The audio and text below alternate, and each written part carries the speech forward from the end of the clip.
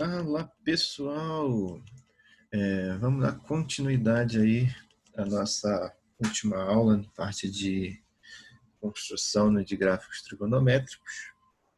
Aí a gente vai dar continuidade àquela unidade, unidade, né, ficou rimando, mas fazer o quê? Pra gente, que eu separei a aula para não ficar muito confuso na cabeça de vocês. Vamos lá para a gente dar o próximo passo, a método de construção de gráficos de funções trigonométricas, parte 2. Nessa parte, a gente vai tratar de interpretação dos gráficos da função trigonométrica.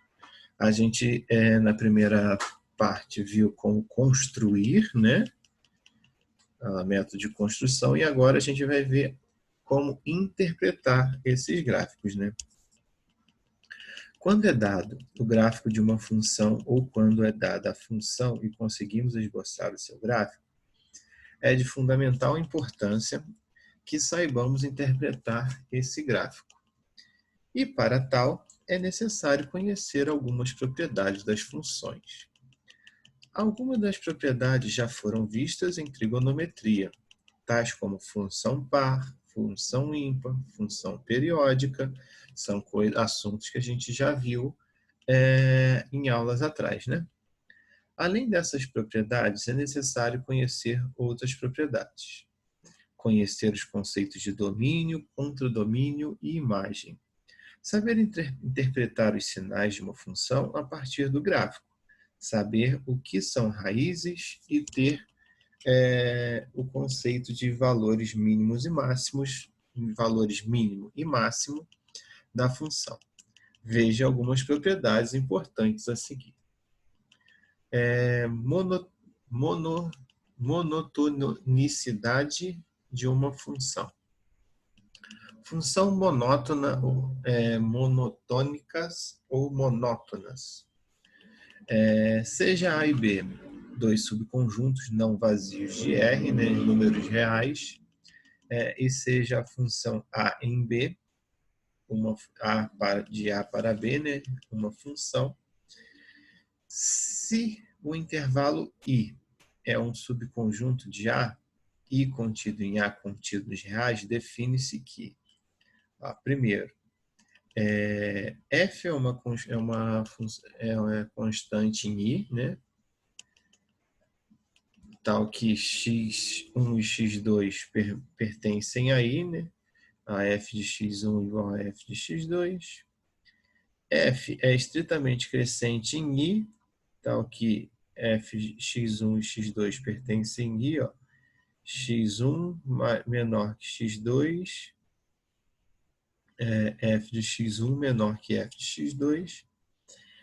F é estritamente decrescente em I, tal que x1 e x2 pertencente a I, né? No caso, como a gente está falando do intervalo I, x1 e x2 sempre vão pertencer a esse intervalo, né? X1 menor que x2, f de x1 maior que f de x2, é crescente em I, x1 e x2 pertencente a I, quando x1 menor que x2 e f de x1 menor ou igual a x2. F é decrescente em I, x1 e x2 pertencente a I, né? Como a gente está falando do intervalo I, o x1 e x2 sempre vão pertencer a esse intervalo. Quando x1 menor que x2, né? E f de x1 maior ou igual a x2, a f de x2. Função não monotônica. Ao classificar uma função quando a monotonicidade pode ocorrer de a função não se enquadrar em nenhuma das definições anteriores que a gente acabou de falar, né? Nesse caso, dizemos que a função não é monotônica ou não monótona em I. Observe alguns casos. Alguns outros autores, né, de matemática também definem essas seguintes observações aqui, ó. Crescente em vez de estritamente crescente, então aqui, ó, em vez de estar estritamente crescente, alguns autores falam como crescente apenas. Decrescente, em vez de estritamente decrescente, alguns autores denominam só como decrescente. Em vez de decrescente, alguns autores também denominam como não crescente. E alguns autores também, em vez de usar o termo crescente, utilizam a denominação não decrescente. Porém, essa nomenclatura muda, né? Porém, essas condiçõezinhas aqui para essas classificações permanecem as mesmas, tá? Aqui a gente tem um exemplo, né? Deixa eu acompanhar aqui porque a parte de cima cortou um pouquinho. Aqui. A função f de R em R, então é de reais em reais, definida por f de x é igual a cosseno de x, tem o seu gráfico mostrado a seguir. Aqui a gente tem o gráfico, ó, onde a gente vê o período, amplitude, comportamento, né, dele. Observe esse gráfico. Observando esse gráfico, podemos concluir que no intervalo de 0 a π/2, a função é estritamente crescente, pois x1 e x2 pertencem ao intervalo e x1 maior do que x2.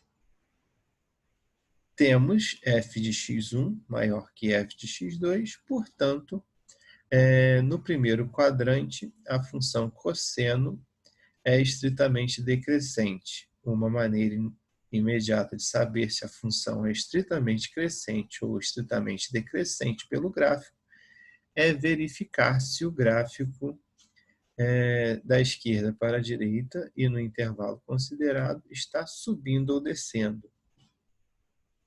Subindo é estritamente crescente, descendo estritamente decrescente.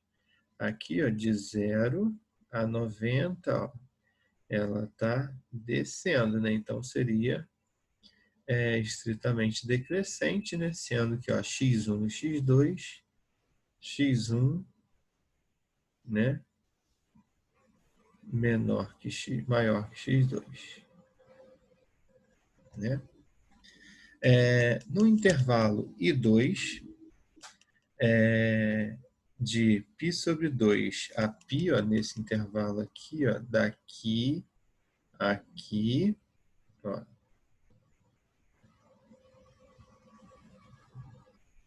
nesse intervalo aqui, a função é estritamente decrescente. Ou seja, no segundo quadrante, a função do cosseno é estritamente decrescente. Ó. Ela está decrescendo. Ó. Daqui, ó, continua decrescendo até aqui. No intervalo I3, né, de π a 3π/2, ó, de π a 3π/2, a função é estritamente crescente, ou seja, no terceiro quadrante, a função cosseno é estritamente crescente. Aí ele está falando o comportamento, né, da função com relação aos quadrantes. Né? Letra D, no intervalo I4, de 3π/2 a 2π, a função é estritamente crescente, ou seja, no quarto quadrante, a função cosseno é estritamente crescente. Está crescendo, subindo. No intervalo de 0 a 2π, a função cosseno não é monotônica ou monótona, pois nesse intervalo há intervalos em que a função é estritamente crescente e intervalos que a função é estritamente decrescente. Então aí a gente já vê que para a função ser não monotônica ou não monótona, ela tem que ter naquele período dela intervalos que ela é estritamente crescente e intervalos que ela é estritamente decrescente, para aí a gente poder classificar ela como não monotônica ou não monótona. Em R, a função cosseno não é monotônica ou não monótona. Com esse comportamento, né, a gente determina que não é monótona. Aqui, ó, ele está falando para a gente, basicamente, o comportamento em relação a essa curva vermelha aqui que a gente está vendo, né? Então, a gente tem que ver esse comportamento aqui, a gente pode usar para outras funções quando a gente for precisar trabalhá-las, né?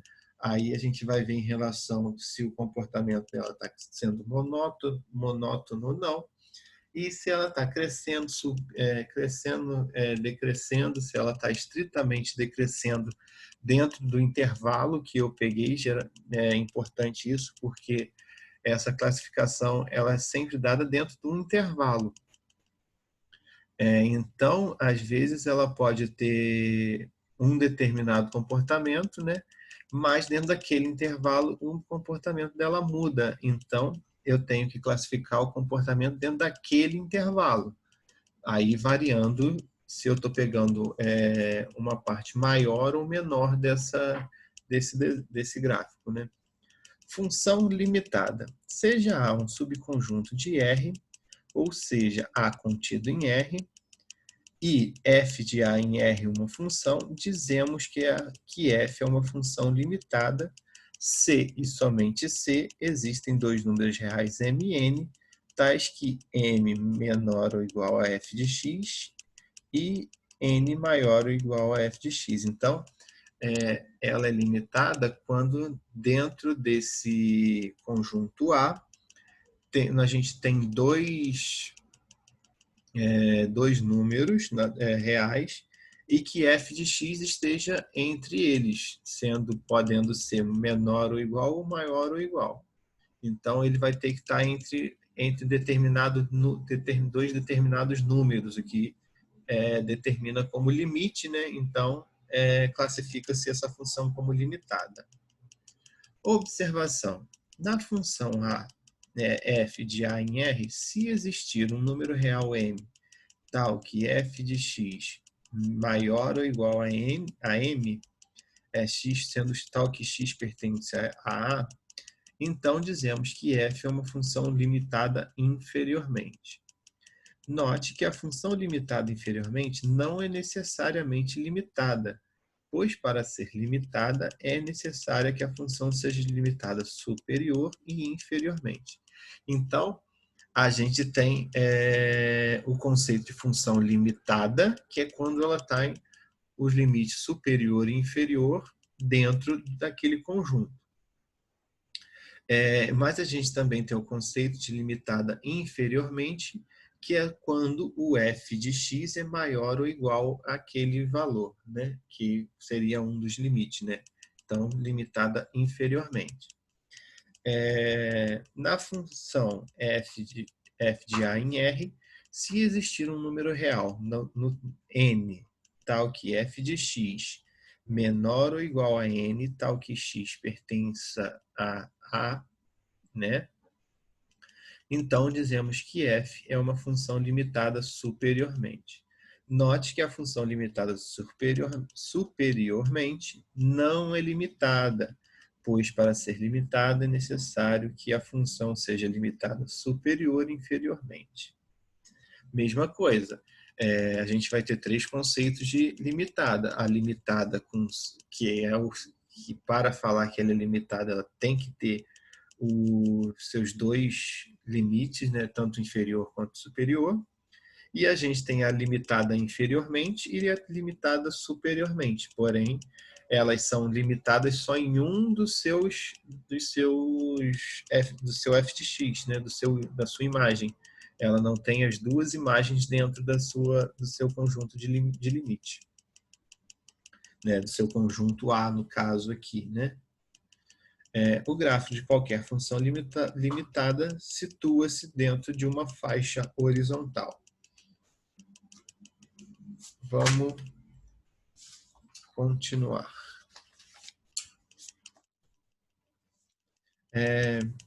Conceitos fundamentais na interpretação do gráfico de uma função real.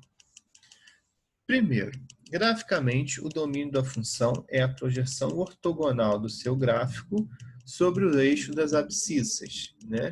Então, o domínio vai ser a projeção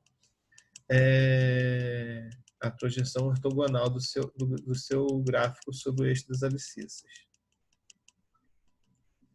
Segundo, graficamente, a imagem da função é a projeção ortogonal do seu gráfico sobre os eixos das ordenadas.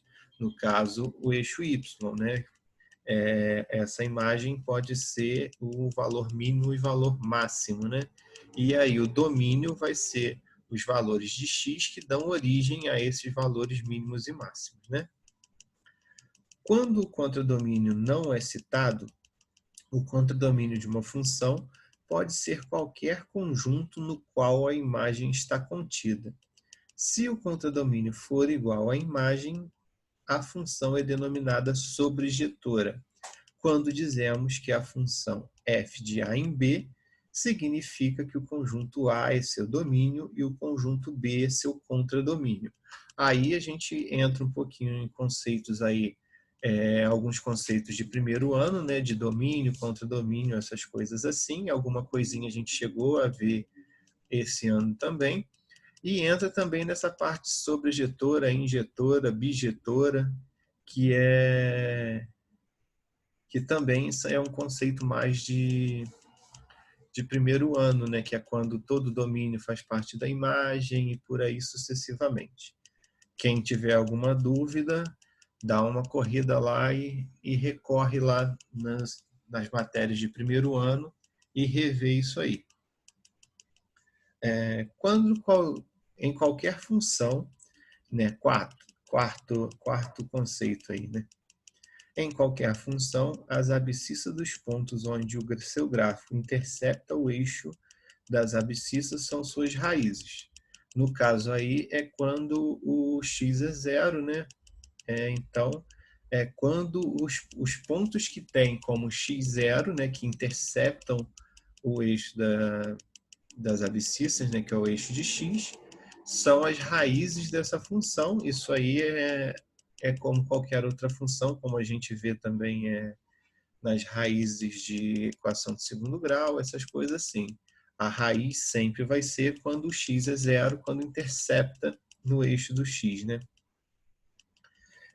Quinto conceito. O conceito de função contínua depende do conceito de limite de uma função, que, em geral, não é estudado no ensino médio. Porém, uma maneira de verificar se a função é contínua dentro de um intervalo sem interrupções do domínio é verificar se o seu gráfico também é uma curva sem interrupção. Lembre-se que a curva é qualquer linha contínua, portanto, as retas também são curvas. Nesse caso aí, ele está falando mais com relação ao conceito de função. Pra gente, se ela for uma demonstração contínua, aí a gente está ligado à função de limite, mas limite é uma coisa que a gente quase não estuda muito aqui, não. É só mesmo uma teoria disso aí.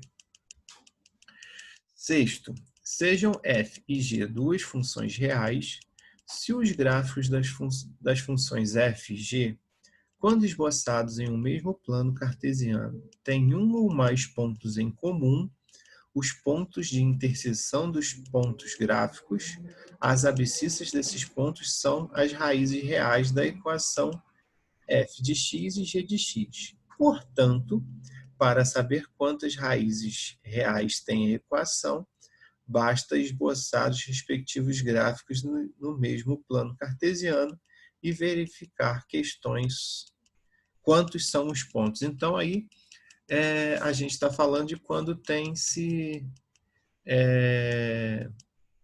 Pontos em comum com relação às duas funções, né? A gente tem que ver esses pontos para a gente determinar as raízes em relação a essas funções. Quando o gráfico tende a tocar em uma reta, mas nunca chega a tocar, essa reta é denominada assíntota. Nesses casos, podemos dizer que a função é assíntota ou tangente. A cotangente, a secante, a cossecante, a logarítmica e a exponencial são exemplos de funções cujo gráfico tem uma assíntota ou mais assíntotas. Nesse caso aí, é quando aquela curva ela faz um U deitado assim, que ela tende a tocar no eixo X, mas ela não toca. Muito comum isso nas funções exponenciais e logarítmicas, que a gente já viu, que vocês já deveriam ter visto para trás aí, né? E aí dá-se o nome disso daí de assíntota. Conceito 8. A partir do gráfico da função f, resolver a inequação f de x maior que zero significa encontrar todos os valores x do domínio que tem imagem positiva. Os valores do eixo x, que tem o gráfico acima desse eixo, são os valores que têm imagem positiva. Se a inequação for f de x maior ou igual a zero, basta acrescentar as raízes da função às soluções de inequação f de x maior que zero. Então, aí ele fala que quando a gente tem um gráfico e a gente tem alguma exigência para o y, é só a gente considerar esse y, no caso aí sendo maior, desse y para cima, né? E quando for menor, desse y para baixo, como a gente vai ver no próximo conceito aí. Ó. A partir do gráfico da função real r, resolver a inequação f de x menor que zero significa encontrar todos os valores x do domínio que tem imagem negativa. Então, ó, aqui ele está falando f de x maior que zero. Então, são todas as imagens positivas. E aqui ó, ele está dizendo ó, f de x menor que zero. Então, as imagens são negativas. Os valores do eixo x que tem o gráfico abaixo desse eixo são os que têm imagem negativa. Se a inequação for f de x maior ou igual a zero, basta acrescentar menor ou igual a zero, basta se acrescentar as raízes da função às funções. Então, aí ele fala que quando f de x é maior ou igual a zero, os valores do eixo x que tem a curva no gráfico desenhada acima do eixo são as respostas de f de x maior que zero. E quando a questão é f de x menor que zero, vão ser os valores que tem o desenho do gráfico abaixo do eixo x, né? Que aí vai ser os valores negativos. Exemplo disso, ó, o gráfico seguinte, né, representa a função ó, f de 7π sobre 3 e 4π menos 1 e 5, tal que f de x, 1 mais seno de 2 seno de x sobre 2 menos π sobre 2. Ó. Eu tenho aqui ó, as imagens. Ó. Quando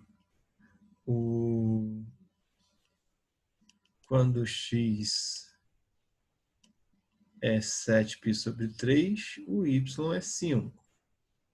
Na verdade, o y é errado, né? Aqui. Quando o x é 4π, é menos 1. Né? Dessa função, faça o que se pede a cada item. Ó. Qual é o domínio? Aí, vamos resolver. Ó. Quando dizemos que a função é f de 7π sobre 3 e 4π, tá? E sua imagem, no caso, né? Menos 1 e 5, significa que 7π sobre 3 e 4π é o domínio, né? e menos 1,5 é o contradomínio. Portanto, o domínio é 7π sobre 3 e 4π. Observe que se o domínio não fosse dado, bastaria projetar ortogonalmente no gráfico sobre x para saber. Ó. No caso aqui, projetar ortogonalmente. O contradomínio, né, que é a letra D, aqui ele já deu o domínio e o contradomínio, né? O contradomínio, no caso, é menos 1. É menos 1,5, né? Então, vamos nós. Vamos lá, letra C. Qual é o valor de A? A é o valor de y quando x é 7π sobre 3. Portanto, substituindo x por 7π sobre 3 na função y é igual a 1 mais 2 seno de x sobre 2 menos π sobre 2, nós temos aqui, ó, A é igual a 1 mais 2 seno de 7π sobre 3 sobre 2 menos π sobre 2. Aí aqui nós temos, ó, vai repetir a primeira, multiplicar pelo inverso da segunda, que vai dar 2π sobre 3. Então, nós vamos ficar, ó, 2π sobre 3 é 120 graus. Então, nós vamos ficar com 1 mais 2 seno de 2π sobre 3, seno de 120, que vai ser raiz de 3 sobre 2. Então, a 1 mais 2 raiz de 3 sobre 2, ó, simplifico esse 2 com esse 2, vou ficar A é igual a 1 mais raiz de 3, descobri o valor de A, né? Letra D. Qual a imagem? A imagem é a projeção do gráfico sobre o eixo Y, né? Portanto, a imagem de f de x, olha lá, quando x é menos 1, ó, quando x é menos 1, a imagem é A. Então,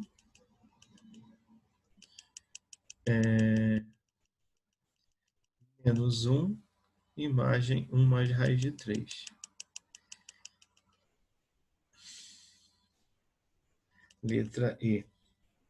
Classifique a função quando a monotonicidade.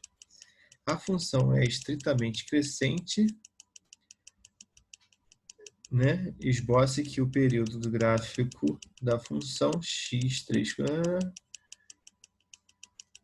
dê o período da imagem da função entre seu domínio. No caso aqui ela está crescendo. Ó.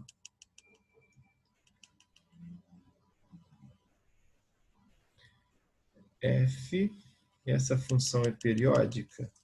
Para ser periódica, a função tem de ter o gráfico se repetindo de P em P infinitas vezes, em que P é o seu período.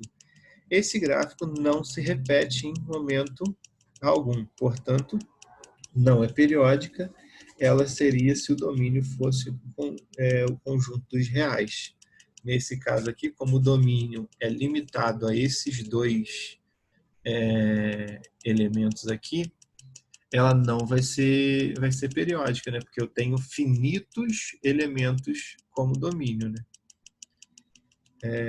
FG, essa função é limitada? Sim, pois é limitada superior e inferiormente, inclusive a função admite um valor mínimo menos 1 e um valor máximo 1 mais raiz de 3. Ó.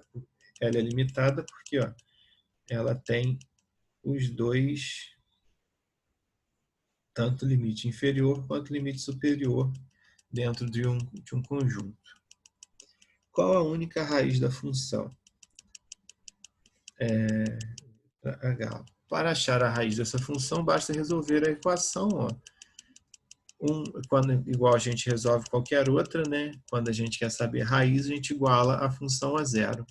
1 mais 2 seno de x sobre 2 menos π sobre 2 é igual a zero, portanto, olha lá, 1 mais 2 seno de x sobre 2 menos π sobre 2 é igual a zero. Seno de x sobre 2 menos π sobre 2 é igual a menos 1 sobre 2. Aí a gente resolve. Ó. x sobre 2 menos π sobre 2 é igual a 7π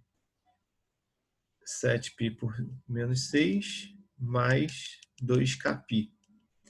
E aí aqui já são resoluções, né, só do que a gente está aqui mesmo, né? Que aí a gente está igualando a 7π sobre 6, que é isso, essa parte aqui, né? Ó, aqui multiplicado por 2, e assim sucessivamente, que vai dar 10π sobre 3 mais 4kπ, ou, né, a mesma coisa do lado de cá, fazendo a segunda parte, substituindo quem a gente tiver que substituir, ó, 14π sobre 3 mais 4kπ pertencente, no caso k pertence a z. Atribuindo os valores para k e observando que x pertence a 7π sobre 3, 4π, verifica-se que a única raiz é 10π sobre 3. Né? Resolva a inequação f de x maior que zero e f de x menor ou igual a zero. Nesse caso aqui, ó, f de x maior que zero, ó, significa que, ó, 7π sobre 3 maior ou igual a x, menor ou igual a 10π sobre 3. Então, ó, o x, no caso, vai estar entre 7π sobre 3 e 10π sobre 3. Portanto, o conjunto de solução é x pertence a R, tal que 7π sobre 3 é menor ou igual a x e x menor do que 10π sobre 3. A mesma coisa a gente faz na letra J, né, que é para calcular maior ou igual. Vai estar a mesma coisa, ó. Maior que zero. No caso, eu substituir aqui e vou substituir pelos valores de limite, né? Esse aqui é o valor de limite inferior, esse é o superior, né? Portanto, conjunto de solução, x pertence a R, tal que 10π sobre 3, menor ou igual a x, menor ou igual a 4π. A gente tem... Aí, galera, façam exercício aí, esses 5 exercícios aí, por favor. Vai ter bastante coisa da primeira aula, né, de esboçar os gráficos. E qualquer dúvida aí me chamem, façam contato que eu tento ajudar vocês. Mas assim, não é nada muito difícil não, só deem uma olhadinha. Lembrando que nessa resolução a gente faz aquela tabelinha, resolve o que tiver que resolver e monta o gráfico, né?